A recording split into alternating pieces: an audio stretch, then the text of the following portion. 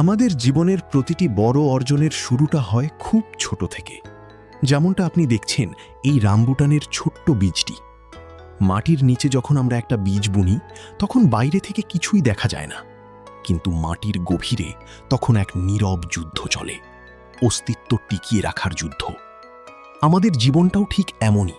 যখন আমরা নতুন কোনো কাজ শুরু করি তখন আশপাশের মানুষ হয়তো আমাদের প্রচেষ্টা দেখতে পায় না। অনেকেই হয়তো বলবে, এত কষ্ট করে কি হবে? কিন্তু বিশ্বাস রাখুন, মাটির নিচে যেমন শিকড় শক্ত হচ্ছে, আপনার প্রচেষ্টাও তেমনই আপনার ভবিষ্যতের ভিত্তি তৈরি করছে। মনে রাখবেন, অন্ধকারের পরেই কিন্তু আলোর দেখা মেলে। তাই শুরুর দিনগুলোতে ধৈর্য হারাবেন না।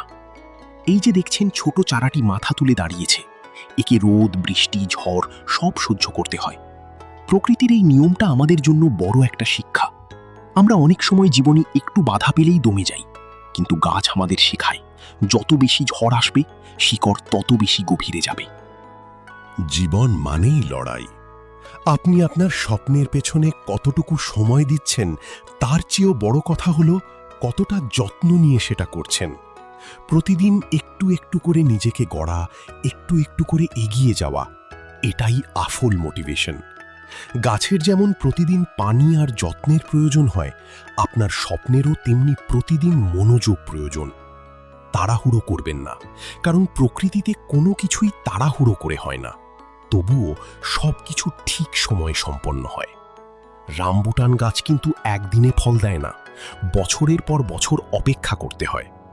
আজকের এই ইনস্ট্যান্ট যুগে আমরা সবাই দ্রুত ফলাফল চাই, কিন্তু মনে রাখবেন, দ্রুত আসা জিনিস দ্রুতই চলে যায়।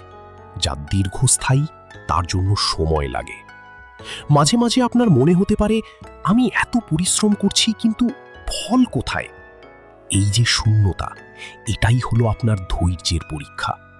গাছের পাতা ঝরে যায়, আবার নতুন পাতা গজায়। আমাদের জীবনেও কিছু ব্যর্থতা আসবে, কিছু মানুষ চলে যাবে, কিছু সুযোগ হারিয়ে যাবে। তাতে ভেঙে পড়বেন না। এগুলো সব নতুন করে গজানোর আগের প্রস্তুতি। শুধু আপনার কাজটা ঠিকভাবে করে যান, যেমনটা এই গাছটি নীরবে তার বেড়ে ওঠার কাজ করে যাচ্ছে। অবশেষে যখন লাল টকটকে রামবুটানগুলো ঝুলে থাকে, তখন আগের সব কষ্ট মানুষ ভুলে যায়। ফল সংগ্রহের আনন্দটাই আলাদা। আমাদের জীবনও ঠিক তাই। যখন আপনি সফল হবেন, যখন আপনার স্বপ্নগুলো বাস্তব হবে, তখন পেছনের সেই রোদ বৃষ্টির দিনগুলোকে আর কষ্টকর মনে হবে না। তখন মনে হবে, যাক, কষ্টটা সার্থক হয়েছে। আপনার জীবনের বাগানটা আপনি কিভাবে সাজাবেন সেটা আপনার হাতে। আজই আপনার স্বপ্নের বীজটি বপন করুন।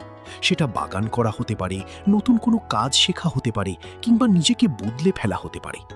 ভয় পাবেন না, শুধু শুরু করুন। প্রকৃতি আপনাকে নিরাশ করবে না। দেখা হবে বিজয়ে। ভালো থাকবেন সবাই।